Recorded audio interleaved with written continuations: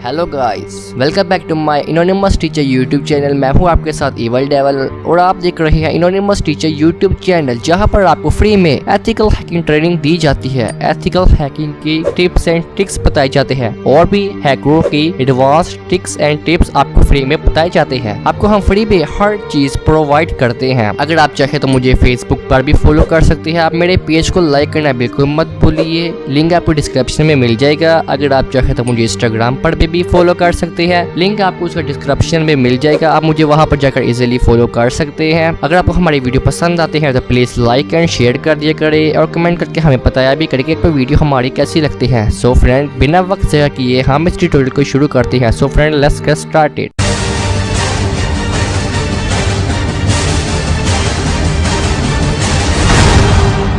Hello guys and welcome back to my anonymous teacher YouTube channel. मैं हूं आपके साथ इवर डेवल और आज की इस वीडियो में मैं आपके लिए लेकर आया हूं एथिकल हैकिंग ट्रेनिंग का पार्ट 3। इसमें भी हम बहुत सी चीज़ों का नॉलेज गेन करेंगे और बहुत सी चीज़ें आज इस ट्यूटोरियल में सीखेंगे। तो ट्यूटोरियल शुरू करने से पहले मैं आपको ये बता दूं कि मैं इसलिए आजकल ट्यूटोरियल नहीं अपलोड कर रहा किसी भी टॉपिक पर, क्योंकि मैं एक कोर्स ला रहा हूँ आपके लिए जिसमें मैं बहुत ज़्यादा बिजी हूँ। जो मैं अब कोर्स लेकर आ रहा हूँ ये बहुत ज़्यादा हाई लेवल का, full to full high level का एडवांस कोर्स होगा, क्योंकि इस पे आपको फुल हैकिंग सिखाई जाएगी विद प्रैक्टिकल के साथ। विद आपको क्लासेस दी जाएंगी। इस पे हम आपको बताएंगे कि कैसे एक सर्टिफाइड एथिकल हैकर कैसे बना जा सकता है। इससे full to full penetration testing की होगी इस कोर्स पे। इस कोर्स के मेरे ख्याल से 30 या 40 टॉपिक बनने वाले हैं। ये बहुत बड़ा हाई लेवल का कोर्स होने वाला है आने वाले दिनों में, तो आप भी इसको जरूर चेकआउट करना जब ये कंप्लीट हो जाएगा। सो फ्रेंड, हम अपना ट्यूटोरियल शुरू करते हैं। फ्रेंड, पिछले पार्ट पर हमने बहुत सी चीजों का नॉलेज गेन किया था और आज के इस पार्ट में मैं आपको इससे भी और ज्यादा एडवांस चीजों के बारे में बताऊंगा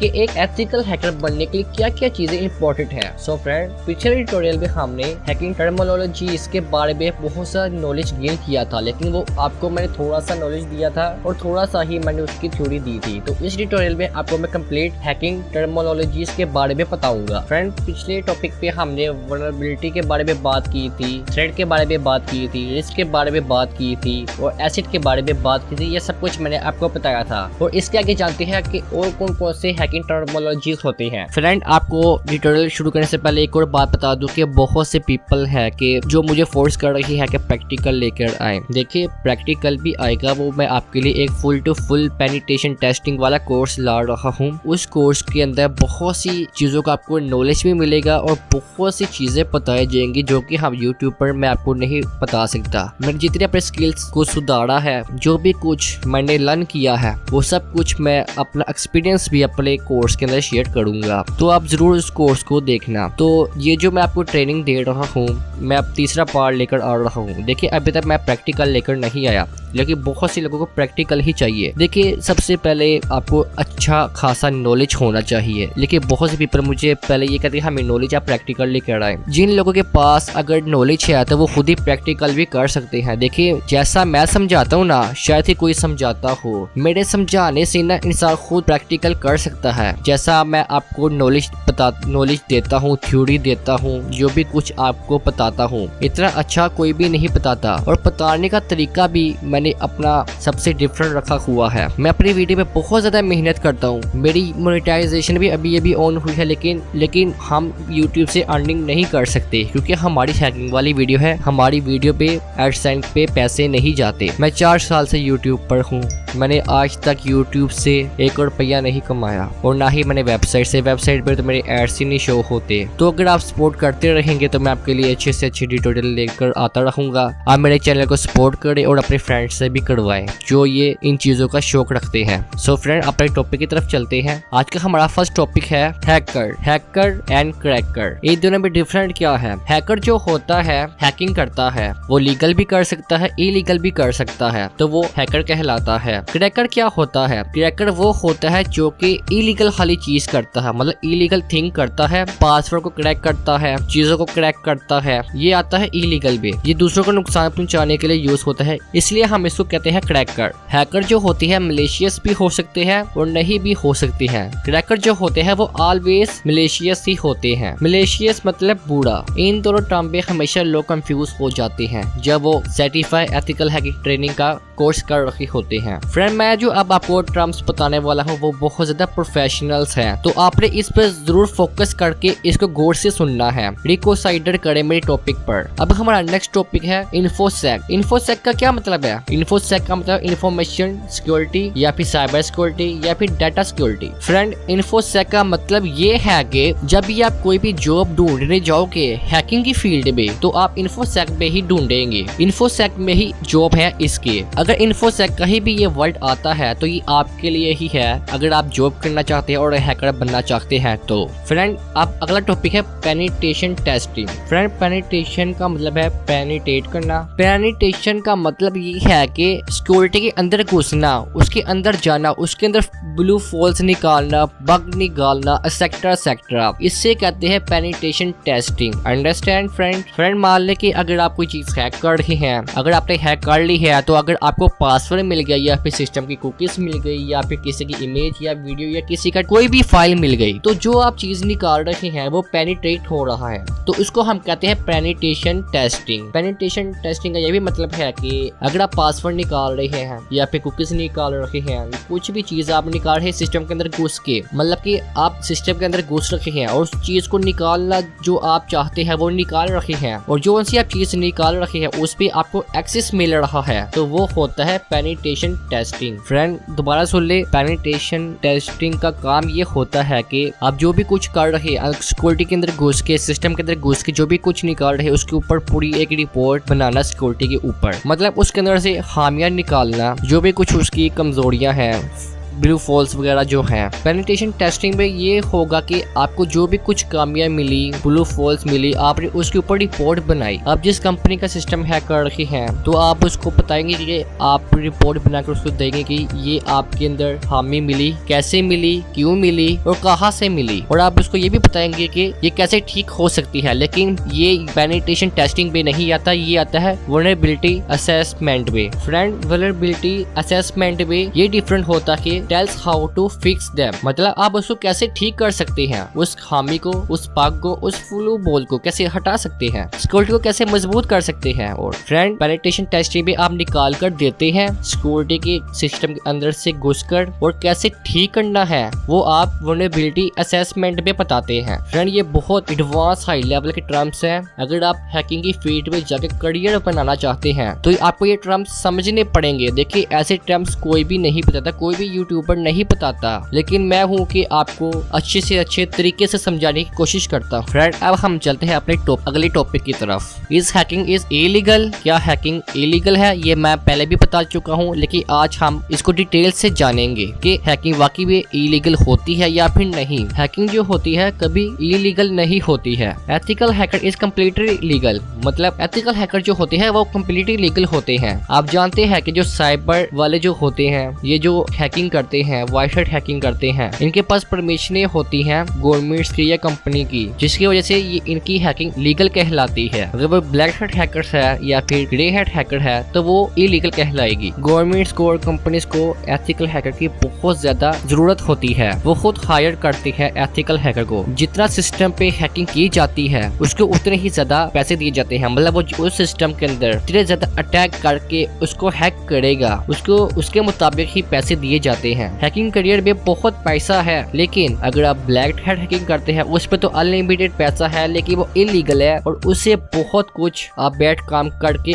पैसे कमा सकते हैं। लेकिन अगर कोई पकड़ा जाए तो उसको कंट्री के मुताबिक उसको जो जिस पे उसने अटैक्स वगैरह किए हैं या किसी को नुकसान पहुंचाया, किसी कंपनी को नुकसान पहुंचाया है, तो उसके मुताबिक ही उसको सजा भी मिलेगी। तो मैं कभी भी ये नहीं कहता कि आप हैकिंग जो है बुरे कामों के लिए करें या फिर किसी की सिक्योरिटी को चेक करने के लिए करें या फिर किसी को नुकसान पहुंचाने के लिए करें। मैं आपको रिकमेंड यही करता हूं कि आप जब भी हैकिंग करें, जब भी हैकिंग तो किसी के अच्छाई के लिए करें, किसी के काम आने के लिए करें, या फिर आप हैकिंग के अपने स्किल्स को और भी स्ट्रॉन्ग मजबूत कर सकते हैं, लेकिन आपने किसी को नुकसान नहीं पहुंचाना है। फ्रेंड अब हम चलते हैं अपने नेक्स्ट टॉपिक की तरफ। तो अब हम बात करते हैं फेस ऑफ हैकिंग। फ्रेंड अगर आप हैकिंग पर जाओ तो वहाँ पे फेस ऑफ सिस्टमैटिक होता है, उसमें मेथड होता है, मेथडोलॉजी होती है कि कैसे हैक होता है। फ्रेंड इस पे मेन 5 फेसेस होते हैं। सबसे पहले आप मान लें कि कहीं भी आप अटैक कर रहे हैं, मान लें कि आप फेसबुक पे अटैक कर रहे हैं, वो भी लीगली। अगर उस फेसबुक की वेबसाइट पे मैंने लीगली अटैक करना है तो मैं ज्यादा से ज्यादा उसकी इंफॉर्मेशन गैदरिंग करूंगा। अगर मैं विदाउट परमिशन के कहीं भी अटैक कर दूं या कहीं भी रिक्वेस्ट कर दूं, फ्रेंड ऐसा नहीं होता है। लेकिन मुझे तो ये पता नहीं चलेगा कि बैक हैंड में क्या चल रहा है। बैक हैंड में जो चल रहा होगा उसके मुताबिक ही मैं अटैक करूंगा, अटैक लगाऊंगा। फ्रेंड मैं आपको बता दूं कि PHP के अटैक अलग होते हैं, जावा के अटैक अलग होते हैं और पाइथन के अलग है। तो इसके लिए मुझे सबसे पहले फुटप्रिंटिंग करनी पड़ेगी। Okay friend, footprinting is a technical term. Friend footprint का मतलब कि फुटप्रिंट को एनालाइज करना है कि कहाँ जा रही है और किस चीज से बनी है, उसके फिंगरप्रिंट्स निकालना, सर्वर का ऑपरेटिंग सिस्टम क्या है और सर्वर पे क्या रन हो रहा है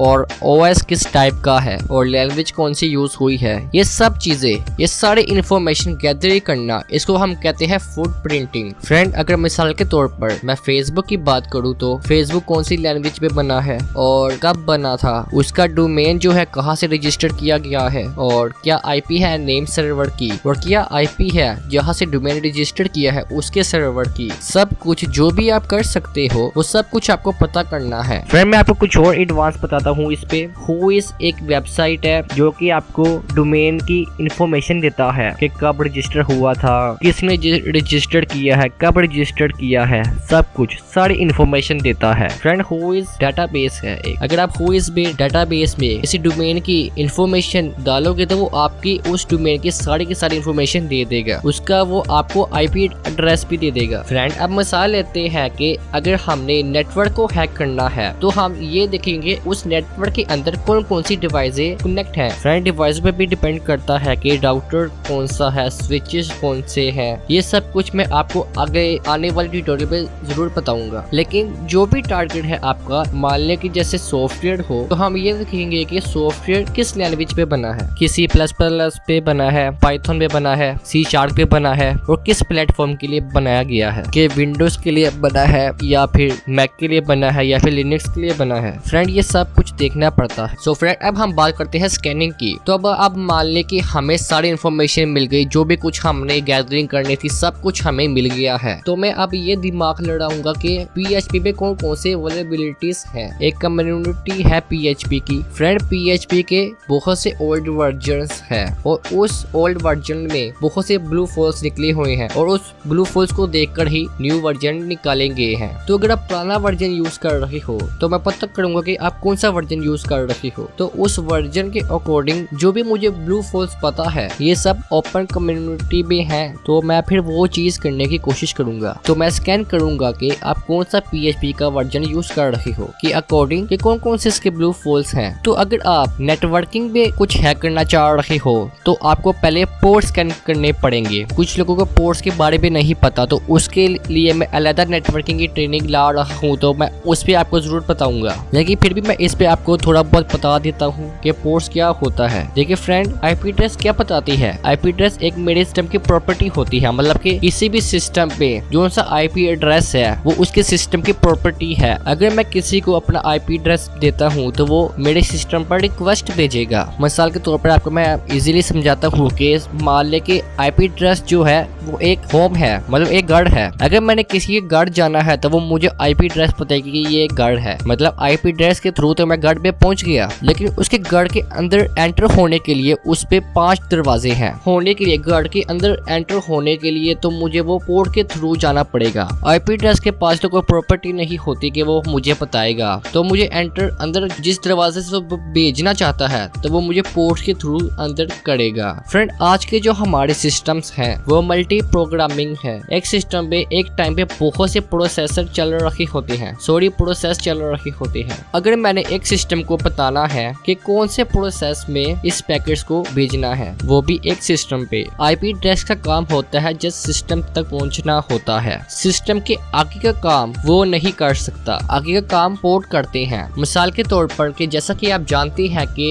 HTTP जो होता है पोर्ट 18 होता है, मतलब पोर्ट 18 पे काम करता है। जब आप XAMPP यूज करते हो, जब आप उसे ओपन करते हो तो आपके सामने पोर्ट 18 नजर आता है। तो जैम क्या करता है कि वो आपके सिस्टम पे पोर्ट 18 लिसनर स्टार्ट करता है, मतलब पोर्ट 18 से जो कनेक्शन आ रहा है वो उसको एक्सेप्ट करेगा। तो HTTP की जो रिक्वेस्ट है बाय डिफॉल्ट पोर्ट 80 पे ही जाती है, इसलिए आपकी वेबसाइट खुलती है। तो मैं आपको ये बताने की कोशिश कर रहा हूँ कि एक सिस्टम तक मैं गया, उस सिस्टम पे बहुत से प्रोसेसर रन हो रही है, तो मैंने कौन से प्रोसेस पे जाना है तो वो मुझे वो पोर्ट नंबर बताएगा, तो मैं उस प्रोसेस पे जाऊंगा। फ्रेंड मैं आपको फिर से बता दूं, IP एड्रेस जो होता है वो एक सिस्टम तक जाता है और जो पोर्ट होता है वो एक प्रोसेस तक जाता है। पोर्ट का काम है प्रोसेस तक जाना, सिस्टम तक नहीं। सिस्टम तक जस्ट IP एड्रेस जाता है। सो फ्रेंड ये काम है पोर्ट्स का। पोर्ट का काम ये है कि किस दरवाजे से जाना है, किस रूम में जाना है। IP एड्रेस का जस्ट ये काम है किस घर में जाना है, और पोर्ट हमें बताएगा किस दरवाजे जस्ट जाना है और किस